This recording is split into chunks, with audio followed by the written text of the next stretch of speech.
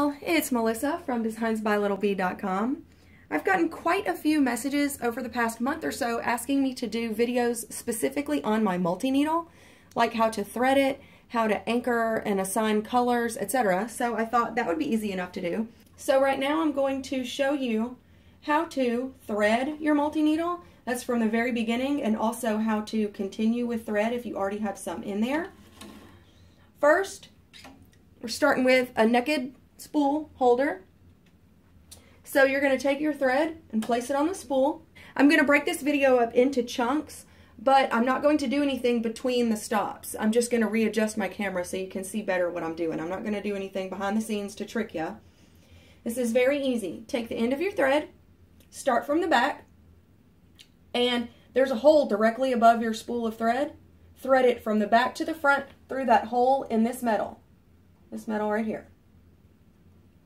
Okay? Then you'll see a plastic little intake cylinder. Gosh, I guess I should have learned the words for all this, huh? You want to do your thread again from back to front. This is kind of tricky. Through that little cylinder, okay? Then you've got another little cylinder down here. And pull your thread through that second little plastic intake cylinder. Now I'm going to readjust my camera so you can see the next section better. Okie dokie, Smokey. Now we've got our thread through that second plastic intake cylinder, and this part is really important, so I wanted to zoom in and show you exactly how you do this. If you look at the top of your machine, and if you're taller than I am, you can probably see this a lot better. This is like tippy-toe status for me. If you look at the top of your machine, you can see raised portions of the head of your machine where it's guiding you where to put your thread for each of your spools, where they will go. For mine's a 6 needle, so I have 1, 2, 3, 4, 5, 6, 1, 2, 3, 4, 5, 6, 1, 2, 3, 4, 5, 6. They're all numbered, and you'll get used to these as you go along. So I've got my thread threaded through this cylinder right here. Now you'll see right here there's a little metal plate, and I think this is a little tension knob, maybe. Sorry, I really should have looked up the names for these things. But there's a little metal plate, and your thread needs to go under that metal plate from back to front, and it'll kind of snap. Listen. Hear how it kind of snaps? If it's not threaded correctly from the back to the front, you'll get an error, and your machine will stop and tell you to check that out. So then just follow this guide. Like I said, if you're taller, you can probably see it. I have to stand on my tippy toes. There's a little metal knob right here. It tells me to go around that knob. Gotcha. Then you'll pull your thread around this knob once, all the way around. Still following the guide, I'm going back around this metal knob. And then there's another metal plate right here. And again, the thread needs to go from back to front, snap securely under that metal plate. Now, I will give you a pro tip. This is a Brother PR655. And when you're threading number 4 spool through here, and you get to this point right here where you're on this knob, this is number 4, you need to go around that one twice. It goes, let's see, it goes do, do, do, do, do, do, do. Go around it twice, 2 times. If you do it once, you will get, well, I don't know if you definitely will, but everybody I've ever talked to has gotten an error that the tension isn't right or the thread is not right. You have to go around number 4 twice. If you don't do that, and you get an error, you'll go to an embroidery group on Facebook, and they'll all say, yep, go twice around number 4, only number 4, okay? So don't forget that. Now I'm going to readjust my camera and show you the last step in getting that one spool threaded. If you're familiar with sewing machines, then this part is a lot like threading a sewing machine. You have all these lines that correspond to your different, your separate needles, and they have a metal arm, like that goes up and down as it sews, just like your sewing machine. So you take it straight from the metal plate that you put it under, straight down, and it's going into this space. You've got down here on your, if you look on the ends of these plastic pieces, you'll see a little arrow that's still trying to help guide you. Go up. And remember to keep your thread taut as you're doing this. And you're going to go through that little metal arm, through the hole in there. See? It's just like a sewing machine. So you just went down, up, thread, down. Okay? And then you'll see down here, and I think you can barely see it down there, there's another metal plate and there's holes. One of them corresponds to this number 3, so I'm going to thread it through that hole. I think you can barely see that if I'm looking at it right there. I went straight down through that hole. And one more time, let's readjust so that I can show you threading it. But threading it is the easy part because the machine does that for you. So I'm going to readjust my camera and I'll be right back. Now we're at the easiest part, which is threading the needle. And it's super easy because your machine does it for you. If you use a sewing machine regularly, this is a lot like that. Very easy. What you're going to do, go up here to your machine screen and hit this button down here. This is like your needle hoop kind of adjustment screen. Make sure you're on the right number thread. I'm on 3, so that's good. Go down here to your needle, pull your needle down, and you'll see a little metal arm that wants to grab onto your thread. You've got to push your thread behind the end of that arm and pull forward. Like, takes a little finesse sometimes. Boop. Okay. And now you'll see that, I mean, you can see that really well in that. You see that little metal arm? And so my thread is going through a little crook. Okay? Now go back up to your machine and push this button. Needle threader button. It looks like a needle going through thread. Super easy to remember. Come back down here and you will see your machine has your little guides for your thread. There's one pointing out at you. Wrap them around that. Then there's one pointing kind of down. Wrap it up around that. And bring your thread up here to your plastic guide right above number 3. And you'll see right there, there's an arrow right there. See that arrow? So what I'm doing is I bring my thread up and I wrap it around, and there's a little razor in there and it goes cut. Go back up here to your machine, push that threader button again, and watch what it does. Ta-da! Your machine is threaded. Wasn't that magical?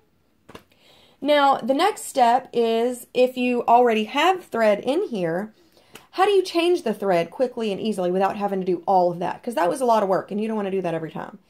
All right, so let's change the thread. Let's say I don't want this pink anymore. I want this maroon. This part is so easy.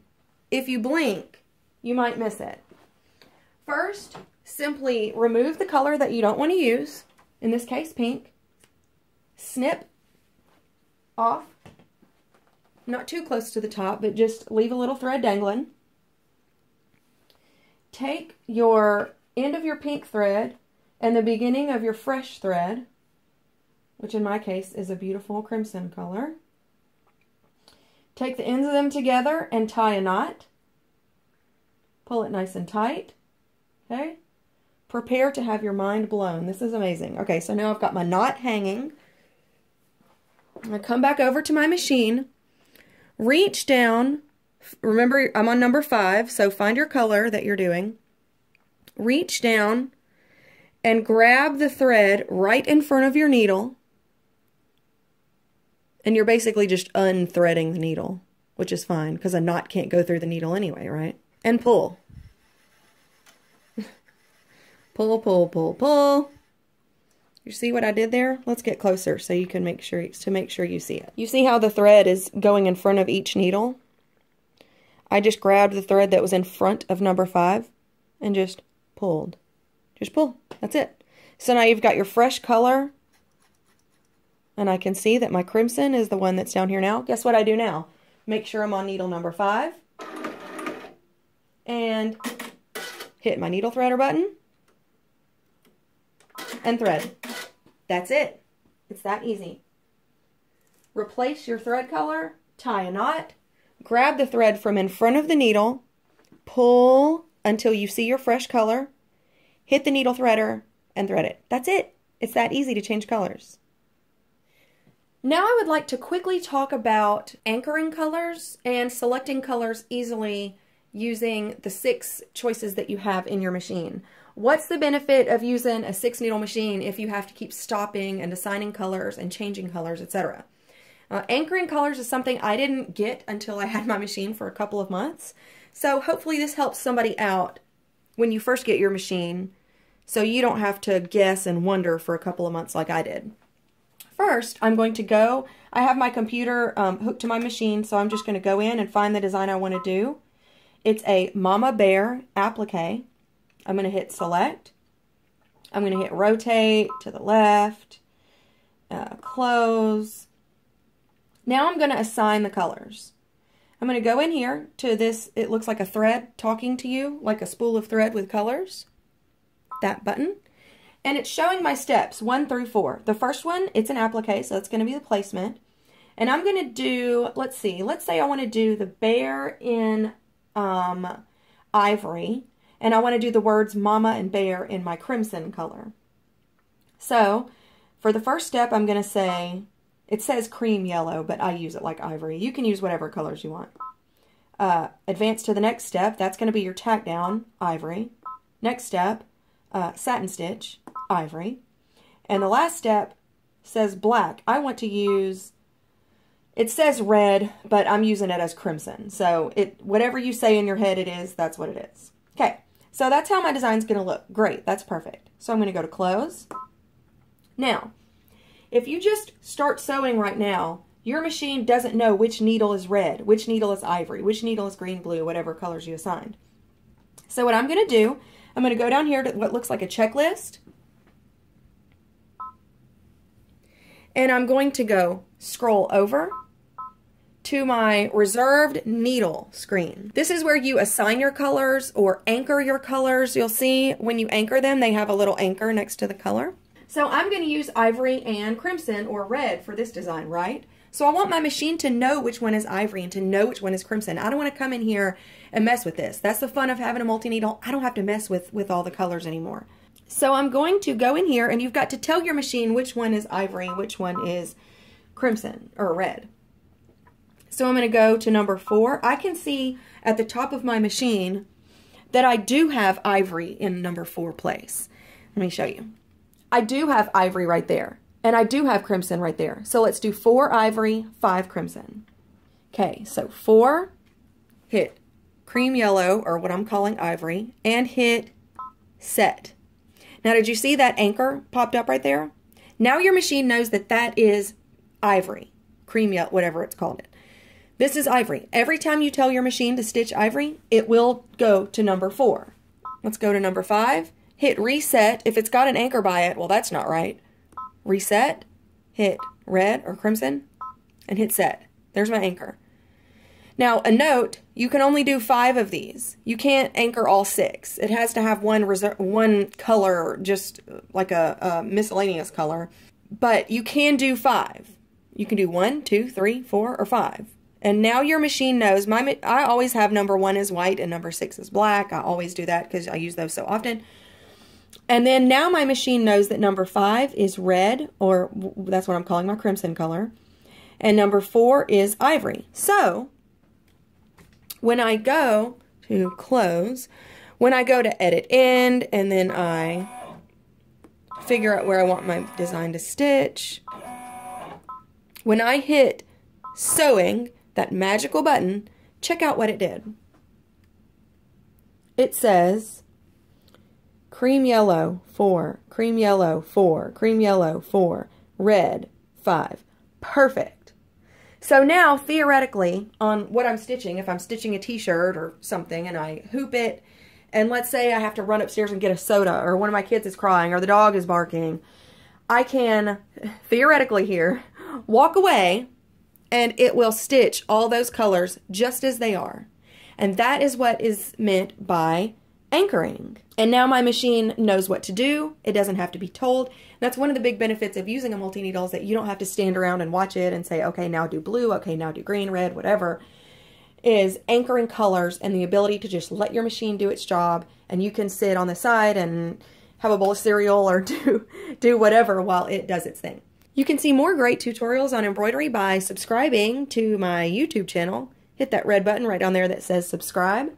You can visit my website, designsbylittlebead.com, which can direct you to my blog and where you can shop for some great embroidery designs, see some YouTube videos, or visit my Facebook group. Lots of fun stuff going on there all the time. Hope this tutorial was helpful to you, and as always, I will chat with you in the group and see you next time. Bye!